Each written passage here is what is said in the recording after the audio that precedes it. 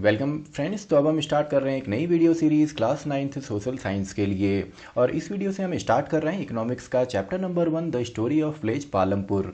तो देखिए इस सीरीज़ के अंदर हमारे जितने भी चैप्टर्स हैं उनको हम वन शॉट में यहाँ पे पढ़ने वाले हैं, समझने वाले हैं नोट्स के साथ। तो ये जो नोट्स हैं ये आपको डिस्क्रिप्शन बॉक्स में मिलेंगे, तो आप इनको यहाँ से डाउनलोड कर सकते हैं। और पूरी जो प्लेलिस्ट है उसका लिंक भी आपको डिस्क्रिप्शन बॉक्स में मिलेगा। तो स्टार्ट करते हैं इकोनॉमिक्स का chapter number 1 the story of village Palampur. अब देखिए इस स्टोरी की मदद से हमने यहाँ पे बेसिक कॉन्सेप्ट जो हैं प्रोडक्शन के वो समझने हैं, यानी कि प्रोडक्शन के अंदर कौन कौन सी चीज़ें होती हैं, उसके फैक्टर्स कौन कौन से हैं वो हमने समझना है। अब प्रोडक्शन आपका किसी भी चीज़ का हो सकता है, भले वो एग्रीकल्चरल फील्ड में हो, किसी फैक्ट्री में हो, या डायरेक्टली आपका किसी बिजनेस के अंदर हो। तो प्रोडक्शन कैसे होता है, उसके मेन फैक्टर्स क्या हैं, यहाँ पे हम बेसिकली डिस्कस करने वाले हैं आपका एग्रीकल्चर या फार्मिंग से रिलेटेड। तो स्टार्ट करते हैं। तो सबसे पहले इंट्रोडक्शन हम यहाँ पे देखते हैं। तो इंट्रोडक्शन में देखिए पालमपुर आपका एक छोटा सा विलेज है जहाँ पे टोटल आपका 450 फैमिलीज रहती हैं। देखिए आपके एग्जामिनेशन के अंदर फिल इन द ब्लैंक्स में कई बार जो ये फैक्ट एंड फिगर्स हैं, जो आंकड़े हैं, जो डेट्स हैं वो पूछी जाती हैं, तो इन पे आपने ज़्यादा यहाँ पे फोकस करना है। तो पालमपुर एक छोटा सा शहर आपका गाँव है जहाँ पे 450 फैमिलीज रहती हैं, और जिसमें कि आपकी जो 80 फैमिलीज हैं वो अपर कास्ट से हैं, और 1/3 जो यहाँ पे फैमिलीज हैं वो आपका SC यहाँ पे कास्ट से हैं, यानी कि शेड्यूल कास्ट से हैं। और जो आपके घर हैं अपर कास्ट पीपल के, वो आपके बेसिकली यहाँ पे बने हैं ब्रिक्स एंड सीमेंट की मदद से। लेकिन जो एससीज यहाँ पे हाउस हैं वो आपके बने हैं मड एंड स्ट्रॉ से। स्ट्रॉ सिंपली आपका एक घास होती है जिससे कि हम कुटिया जो है या हट जो है उसको हम बना सकते हैं।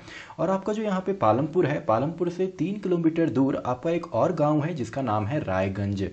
तो यह आपका पालमपुर से 3 किलोमीटर दूर है, और एक छोटा सा टाउन भी है, एक छोटा शहर भी वहाँ पे है पालमपुर से जो थोड़ी ही दूरी पर है, जो इसका नाम है शाहपुर। तो शाहपुर एक टाउन है और रायगंज यहाँ पे एक हमारा विलेज हो गया जो कि 3 किलोमीटर दूर है पालमपुर से। तो अब हम देखते हैं फैसिलिटीज़ कौन कौन सी है पालमपुर में। तो पालमपुर में सबसे पहले तो आपके पास लैंड है फार्मिंग के लिए। अब ये लैंड हर एक के पास नहीं है, जितने भी वहाँ पे फार्मर्स हैं, तो इसको हम आगे देखेंगे लैंड डिस्ट्रीब्यूशन किस तरीके से है आपका पालमपुर के अंदर। अब देखिए यहाँ पे लैंड है फार्मिंग के लिए, और बेसिकली जो आपका पालमपुर जो विलेज है ये आपका मेनली यहाँ पे एग्रीकल्चर के बेस पे ही अपनी लिवलीहुड चलाता है, यानी कि अपनी दो दिनचर्या है इसको वो ये पूरी तरह डिपेंडेंट है, या मेजोरिटी टाइम ये डिपेंडेंट रहता है एग्रीकल्चर पे। और दूसरा यहाँ पे है वेल कनेक्टेड है ये रोड से, तो इसकी सड़कों पे आपको मोटर बाइक्स हो गई, ट्रक्स हो गए, या और भी आपके जो व्हीकल्स होते हैं वो भी काफ़ी ज़्यादा दिख जाते हैं, क्योंकि ये वेल कनेक्टेड है आपका रोड के साथ। अब यहाँ पे प्रॉपर इलेक्ट्रिसिटी काफ़ी पहले आ गई थी, और इसी की मदद से यहाँ पे वाटर भी है। तो ग्राउंड वाटर को ट्यूबवेल की मदद से निकालना, क्योंकि यहाँ पे इलेक्ट्रिसिटी है तो इरिगेशन की फैसिलिटी यहाँ पे ऑलरेडी मौजूद है। अब यहाँ पे ट्रांसपोर्ट सिस्टम काफ़ी अच्छा है, और साथ ही में यहाँ पे पढ़ने के लिए 2 प्राइमरी स्कूल और एक हाई स्कूल भी है। और साथ ही में अगर आप हेल्थ केयर की बात करेंगे तो एक गवर्नमेंट हेल्थ केयर है, और साथ में एक प्राइवेट डिस्पेंसरी भी यहाँ पे है, जिसपे कि लोग जा सकते हैं अपनी मेडिसिन के लिए, अपनी चेकअप के लिए। तो एक गवर्नमेंट हॉस्पिटल और दूसरा एक प्राइवेट डिस्पेंसरी भी है। तो ये तो हो गई इसकी फैसिलिटीज़ की बात। तो नेक्स्ट हम देखते हैं कि एक्टिविटीज़ यहाँ पे कौन कौन सी की जाती हैं। तो यहाँ पे जो मेजर एक्टिविटी है वो है आपका फार्मिंग। तो कई बार क्वेश्चन आता है which is the major activity in Palampur, तो उसमें आप लिखेंगे सिंपली फार्मिंग। और यहाँ पे कुछ और एक्टिविटी भी होती हैं, जैसे स्मॉल स्केल मैन्युफैक्चरिंग है, जिसमें कि अगरबत्ती हो गया, जैगरी हो गया जिसको गुड़ हम बोलते हैं, तो इसकी मैन्युफैक्चरिंग हो यहाँ पे एक होती है। डेयरी यहाँ पे है, डेयरी एक्टिविटीज़ में भी लोग यहाँ पे आपका काफ़ी ज़्यादा इन्वॉल्व होते हैं। शॉपकीपिंग में यहाँ पे काफ़ी ज़्यादा इन्वॉल्व होते हैं, और साथ ही में ट्रांसपोर्ट बिजनेस भी है, क्योंकि रोड है तो रोड में आपका जो सामान है उसको ले जाने के लिए या सिंपली यहाँ पे ट्रांसपोर्ट का बिजनेस भी चलता है। देन यहाँ पे अब हमारा जो मेजर यहाँ पे टॉपिक है फैक्टर्स ऑफ प्रोडक्शन, यानी कि यहाँ पे जब भी हमको प्रोड्यूस करना होता है तो उसमें कौन कौन से यहाँ पे मेजर आपके फैक्टर्स रोल प्ले करते हैं।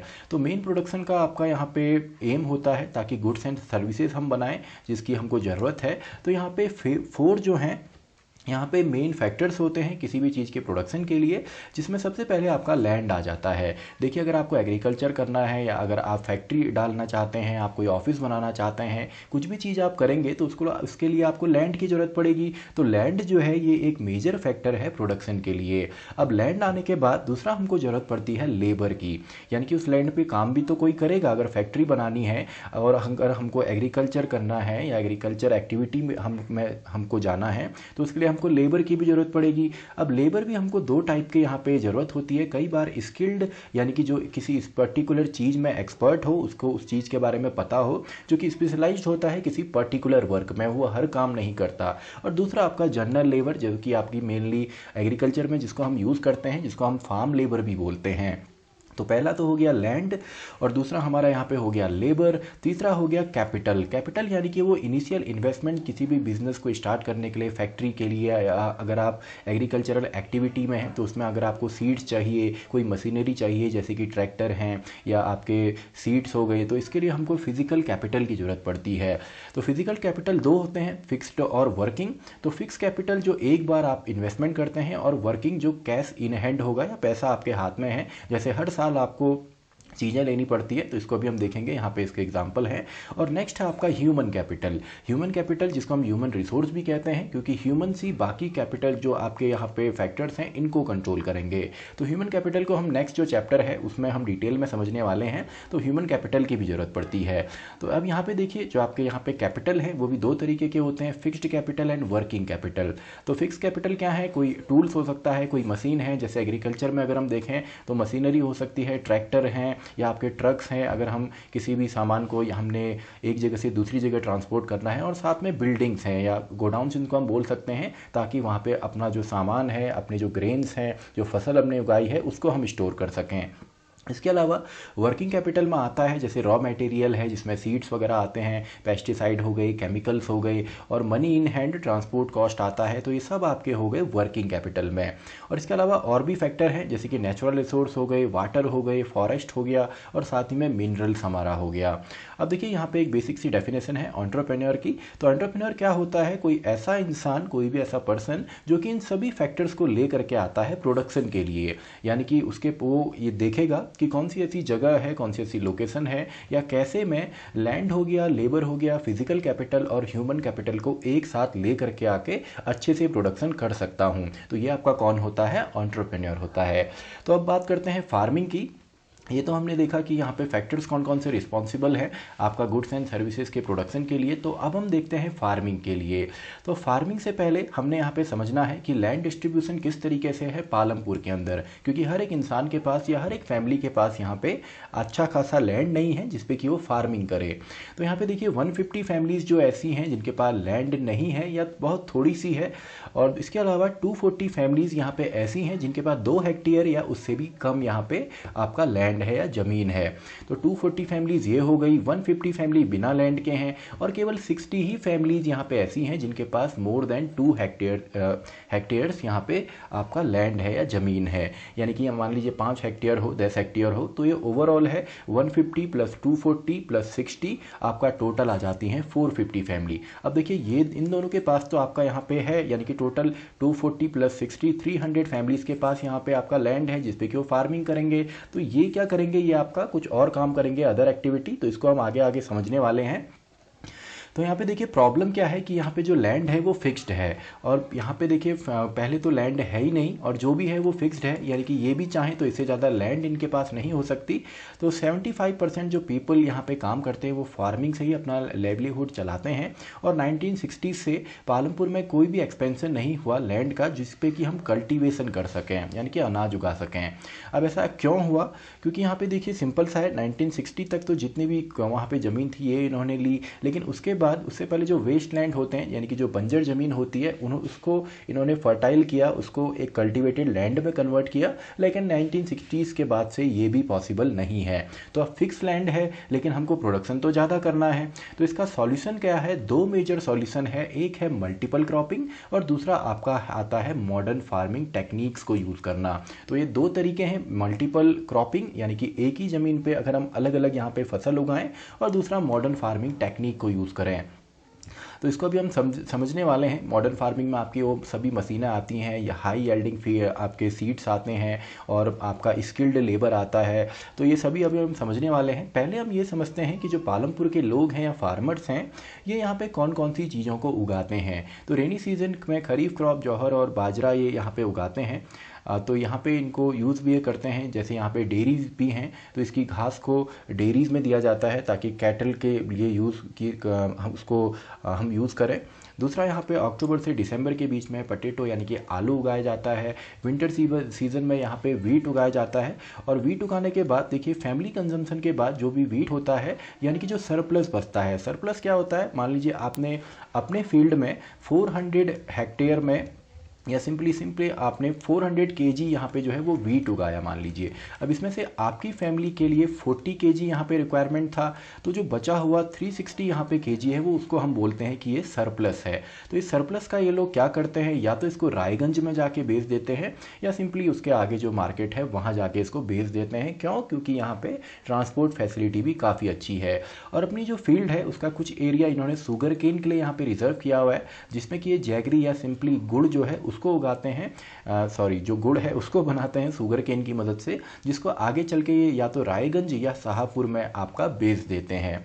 तो नेक्स्ट है आपका मल्टीपल क्रॉपिंग। अब देखिए मल्टीपल क्रॉपिंग हम क्यों करते हैं, ताकि हम इंक्रीज कर सकें प्रोडक्शन में। जब हम अलग अलग क्रॉप्स को एक सेम लैंड पे उगाते हैं तो इसी को हम मल्टीपल क्रॉपिंग कहते हैं। और मॉडर्न फार्मिंग क्या होती है, यूज़ ऑफ मशीन, जैसे कि ट्रैक्टर्स हो गए या आपके थ्रेशर्स हो गए, जो अलग अलग मशीन्स यूज़ होती हैं, ट्रक्स हो गए, जिससे कि हम सिंपली अपने प्रोडक्शन को इंक्रीज कर सकते हैं कम टाइम में। और दूसरा HYV सीड्स को यूज़ करके, यानी कि हाई यील्डिंग वेराइटीज़ जो सीड्स हैं इनको यूज़ करके। और ये बेसिकली आपका आया था 1960s में, ये इंट्रोड्यूस हुए थे आफ्टर ग्रीन रेवोल्यूशन। अब देखिए HYV सीड्स जो है इनको पहला यूज़ किया गया था पंजाब के अंदर, हरियाणा के अंदर और वेस्ट उत्तर प्रदेश के अंदर भी। इसके अलावा जो यहाँ पे अगर आप देखेंगे HYV सीड्स की मदद से जो सिंपली आपका यहाँ पे वीट है वो पहले आपका यहाँ पे पर हेक्टेयर में 1300 केजी होता था, लेकिन HYV की मदद से अब ये होने लग गया है 3200 केजी। तो देखिए काफ़ी ज़्यादा यहाँ पे इंक्रीज़ हुआ है। तो सिंपल सा है। अब यहाँ पे देखिए जब हम HYV सीड्स का यूज़ करेंगे, यहाँ पे इलेक्ट्रिसिटी भी है तो लोग ट्यूबवेल से ज़्यादा यहाँ पे पानी भी निकालते, तो ग्राउंड लेवल यहाँ पे कम हो गया। तो इसकी मदद से यहाँ पे प्रॉब्लम क्या हुई, क्योंकि जब आप इन सीड्स को यहाँ पे यूज़ करेंगे तो यहाँ पे आपको ज़रूरत पड़ती है फर्टिलाइज़र्स की और पेस्टिसाइड्स की और साथ में मशीन्स की भी। तो इसकी वजह से क्या हुआ, प्रॉब्लम यहाँ पे एक आ गई जो कि है सॉइल फर्टिलिटी की। तो सॉइल फर्टिलिटी की प्रॉब्लम क्यों हुई, आपका यहाँ पे HYV सीड्स को यूज़ करना, केमिकल फर्टिलाइज़र्स को यूज़ करना, पेस्टिसाइड्स को यूज़ करना, इसकी वजह से। तो ये तो बात हो गई आपका लैंड की, यानी कि लैंड पे ये लोग क्या यहाँ पे ग्रो करते हैं और सरप्लस का क्या करते हैं, एनिमल्स के लिए भी यहाँ पे घास है। तो नेक्स्ट है हमारा कि यहाँ पे लेबर जो है वो कहाँ से आते हैं। तो देखिए जो स्मॉल फैमिलीज़ हैं वो तो यहाँ पे क्या करते हैं, अपनी फैमिली की हेल्प लेते हैं, यानी कि फैमिली के जितने भी मेंबर्स हैं वो सभी आपके लैंड पे काम करते हैं। लेकिन जो यहाँ पे मीडियम और लार्ज फैमिली हैं ये क्या करते हैं, क्योंकि देखिए हर एक के पास तो यहाँ पे लैंड है नहीं, तो ये हायर करते हैं फार्म लेबरर्स को, जो कि इनके घर पे इनके लैंड पे काम करेंगे। किसके बेसिस पे, आपके वेजेस के बेसिस पे। और ये इनको मील्स भी देते हैं कई बार और साथ में अनाज भी देते हैं, यानी कि इन्होंने अपनी फैमिली के लिए निकाला, थोड़ा इन्हें दिया और इसकी जगह या तो ये वेजेस देंगे या सिंपली ग्रेन्स देंगे और बचा हुआ सिंपली ये जो आपके नेबरहुड में आपके मार्केट्स हैं, जो आपके अगल बगल मार्केट्स हैं या टाउन्स हैं, वहाँ पर जाके ये बेच देते हैं। इसके बाद नेक्स्ट है कैपिटल फॉर फार्मिंग, यानी कि ये पैसा कहाँ से लेकर के आते हैं आपका फार्मिंग के लिए, क्योंकि फार्मिंग के लिए आपको टूल्स की ज़रूरत पड़ेगी, मशीन्स की ज़रूरत पड़ेगी, सीड्स की ज़रूरत पड़ेगी और लेबर को देने के लिए भी लेबर कॉस्ट भी आएगा, ट्रांसपोर्ट कॉस्ट आएगा। तो जो स्मॉल यहाँ पे हैं वो तो आपका आपस में ही पैसे को उधार लेते हैं, बोरो करते हैं, या सिंपली जो विलेज का मनी लैंडर है इससे भी ये पैसा लेते हैं। लेकिन जो मीडियम और लार्ज हैं इनके पास या तो सेविंग्स होती हैं प्रीवियस का जो इनकी क्रॉप हुई है उसको बेचने से, या इसके अलावा ये लोन भी लेते हैं। तो ये दो चीज़ें यहाँ पे हैं। इसके अलावा नॉन फार्मिंग एक्टिविटीज़ कौन कौन सी हैं, यानी कि जिनके पास लैंड नहीं है वो यहाँ पे क्या क्या चीज़ें कर सकते हैं, जैसे डेयरी है जिसमें एनिमल्स को रखते हैं, किस चीज़ के लिए, दूध के लिए, ताकि इसको जो बगल के गांव हैं उनमें ये सेल कर सके। जैगरी क्रिएशन, यानी कि एक गुड़ भी बनाते हैं जिसको कि रायगंज और शाहपुर में बेचते हैं। नेक्स्ट है शॉप कीपिंग, जहाँ पे कि ये अलग अलग चीज़ों को बेचते हैं जो डेली आपके हाउस होल्ड की चीज़ें हैं, जैसे सोप, टूथपेस्ट है, पेन है, पेंसिल है, ये सभी चीज़ें, कैंडल्स हो गया, ये सभी चीज़ें। तो ये आपका शॉप कीपिंग भी है, जैगरी क्रिएशन हो गया, डेयरी हो गया और फाइनली आपका ट्रांसपोर्ट है, यानी कि रिक्शा ये चला सकते हैं, जीप है, ट्रैक्टर का यहाँ पे यूज़ होता है और साथ में ब्लॉक कार्ड्स का भी यूज़ होता है। तो आई होप आपको ये चैप्टर यहाँ पे समझ में आया होगा। कंप्लीट चैप्टर हमने यहाँ पे समझा और इस चैप्टर के जो ये नोट्स हैं ये आपको डिस्क्रिप्शन बॉक्स में मिलेंगे और पूरी जो प्लेलिस्ट है उसका लिंक भी आपको डिस्क्रिप्शन बॉक्स में मिलेगा। तो इसी के साथ हमारी ये वीडियो भी कंप्लीट होती है, वीडियो नंबर 1। तो मैं मिलता हूँ आपसे नेक्स्ट वीडियो में, वीडियो नंबर 2।